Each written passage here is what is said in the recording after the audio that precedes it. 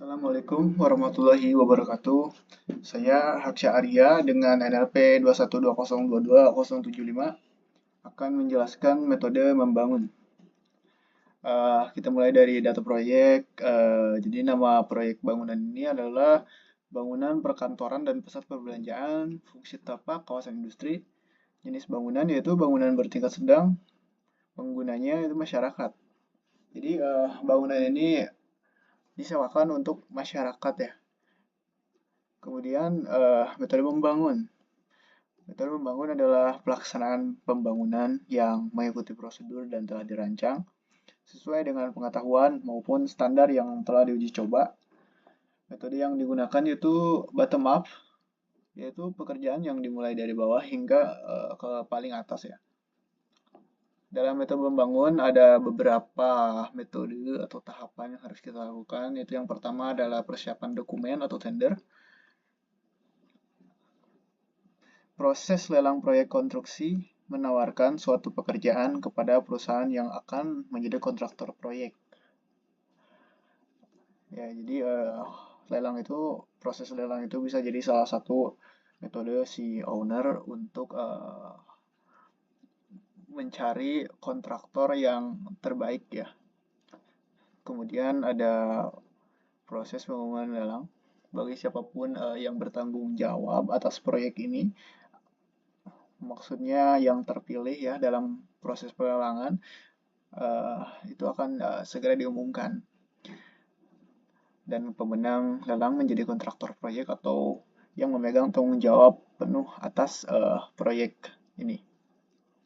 Kemudian ada dokumen tender. Dokumen tender ada gambar kerja ya. Gambar kerja itu adalah gambar yang telah dirancang sebelumnya untuk diterapkan saat nanti di pelaksanaan ya. Kemudian ada BOQ. BOQ ini bisa kita sebut juga sebagai rencana anggaran bangunan karena di BOQ ini kita menginput data-data semua material, kemudian kita mengakumulasikan total seluruh harga ya. Di sini nanti kita bisa mengetahui total harga material yang akan digunakan atau akan dibangun di proyek ini. Kemudian ada aspek teknis, kemudian ada jadwal pekerjaan. Jadwal pekerjaan ini penting sekali kita untuk atur ya, karena proyek itu harus berjalan terus setiap hari ya, untuk mengejar target ya, supaya lebih terarah dan lebih sesuai dengan waktu, dan kita juga harus memperkirakan sebelumnya, yaitu membuat jadwal pekerjaan. Kemudian ada tenaga kerja, sertifikasi, ada alat berat. Tanpa alat berat kita mustahil untuk bisa menyelesaikan proyek gedung bertingkat sedang. Gunanya alat berat itu untuk mempermudah pekerjaan kita di proyek ini. Kemudian ada kelengkapan K3. Ini kelengkapan K3. Ini penting sekali untuk kita lakukan, untuk kita terapkan di lingkungan proyek ya. Untuk meminimalisir atau bukan meminimalisir sih, tapi untuk menghindari sebuah kecelakaan. Karena kita nggak tahu kecelakaan bisa terjadi kapan aja kan. Karena maka itu kelengkapan K3 harus kita lakukan dengan betul-betul. Kemudian ada pekerjaan persiapan. Pekerjaan persiapan ini ada izin mendirikan bangunan. Sebelum kita mendirikan bangunan ya, sebelum kita memulai perancangan juga, kita harus mendapat izin ya dari dinas terkait sebagai legalitas ya. Kemudian pengukuran ulang dan benchmarking sebagai acuan di mana pekerjaan dimulai. Kemudian pemeriksaan lahan agar tidak mengganggu proses pembangunan. Alat berat dibutuhkan seperti eskavator, dozer yang diangkut oleh dump truck ke lokasi proyek. Kemudian ada land investigation untuk mengetahui kedalaman tanah keras.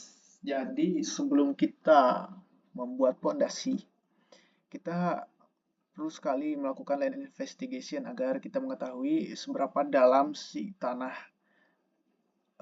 seberapa dalam tanah empuk sampai menemukan tanah yang keras itu.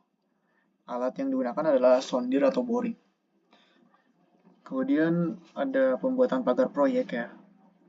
Ini juga penting sekali ya agar tidak ada sembarang orang masuk atau juga bisa disebut untuk menjaga privasi aktivitas di dalam proyek ini. Pembuatan papan proyek sebagai informasi area pembangunan, direksi kit sebagai tempat rapat diskusi kontraktor. Kalau nggak ada tempat untuk diskusi para kontraktor, arsitek atau owner, ya gimana gitu. Ya kali masa di kafe. Kemudian ada gudang material. Gudang material sebagai tempat untuk menyimpan material maupun alat yang digunakan untuk bekerja, semuanya diletakkan di gudang material. Karena penting sekali ya, alat-alat berupa mesin seperti itu harus ditaruh di tempat yang aman, aman dari pencurian dan aman dari cuaca ya, misalkan hujan.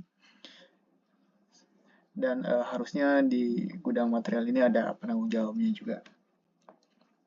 Toilet untuk keperluan para pekerja di proyek. Kemudian ada rumah utilitas sebagai tempat untuk menyuplai listrik, listrik cadangan, air, dan lain-lain. Di sini mungkin bisa menaruh genset ya untuk listrik cadangan. Kemudian ada barak pekerja, tempat untuk istirahat pekerja. Barak pekerja itu sangat diperlukan di sebuah proyek untuk tempat istirahat para pekerja ya. Karena kan yang kerja itu nggak mungkin pekerjanya dari daerah setempat. Misalkan proyek di Jawa Barat dan nggak mungkin kan kalau pekerjanya tuh semuanya orang Jawa Barat ya kan. Pasti ada juga orang yang di luar Jawa Barat, kayak orang Jawa gitu kan. Kuli nggak semuanya ada di Jawa Barat ya. Kebanyakan kuli dari Jawa gitu kan. Kemudian kelengkapan ketiga sebagai usaha pencegahan kecelakaan dalam proyek. Kelengkapan ketiga penting sekali untuk kita lakukan. Menurut saya bukan sebagai usaha pencegahan kecelakaan sih, tapi untuk menghindari terjadinya kecelakaan karena kita nggak tahu kecelakaan itu bisa terjadi kapan saja dan kita nggak pernah tahu ya. Kemudian di slide next, di sini ada pekerjaan substruktur, metode kerja dengan beberapa tahapan, atau urutan pekerjaan, alat berat yang digunakan, kebutuhan sumber daya, jadwal, gambar kerja, pelaksana. Kemudian ada proyek kualitas, kemudian ada berita acara. Ya, berita acara ini perlu kita bikin di setiap kali kita menyelesaikan progres. Misalkan kerja dari pagi sampai sore ya, sampai waktunya selesai kerja, kita harus mencatat data atau membuat berita acara ya. Hari ini misalkan sudah membuat sebagian pondasi, nah itu perlu diberita acarakan. Kemudian kelengkapan ketiga ini ada di semuanya. Kemudian pengukuran ulang dan bow plank untuk menentukan galian dan pondasi menggunakan deodolit, alat deodolit.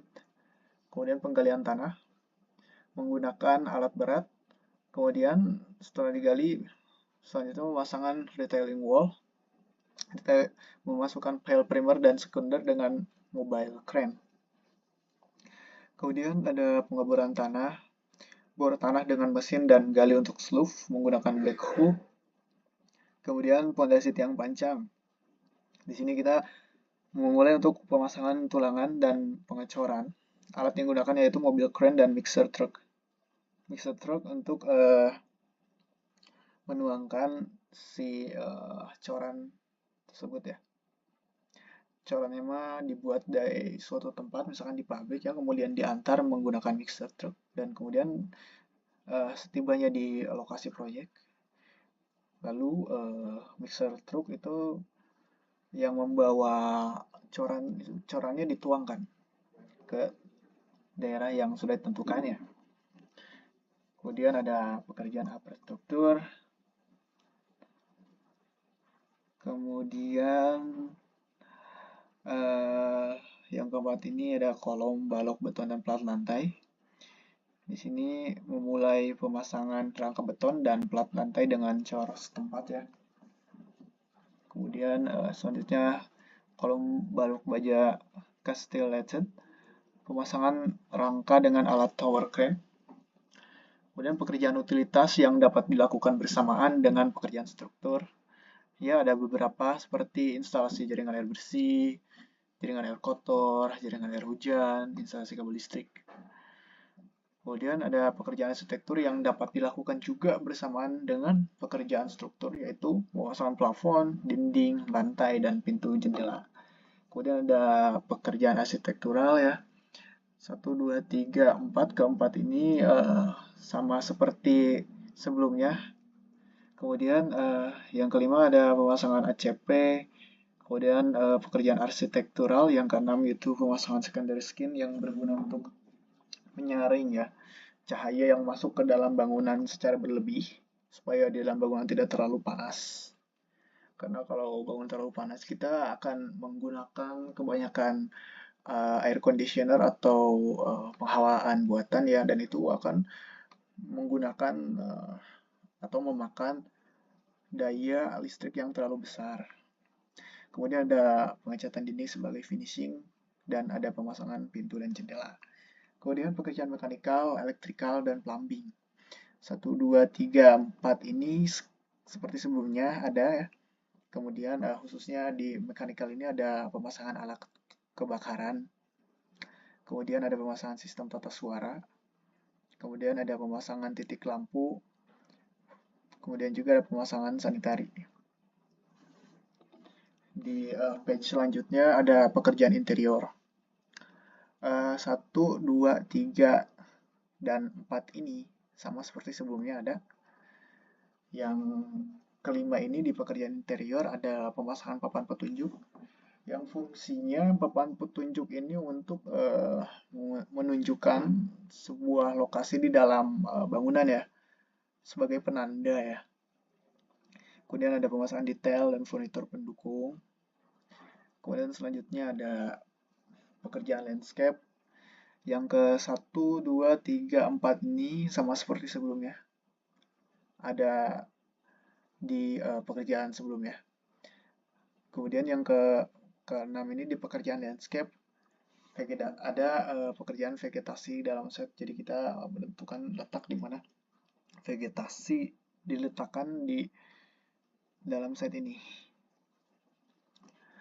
Yang tentunya menyesuaikan dengan kondisi site kan.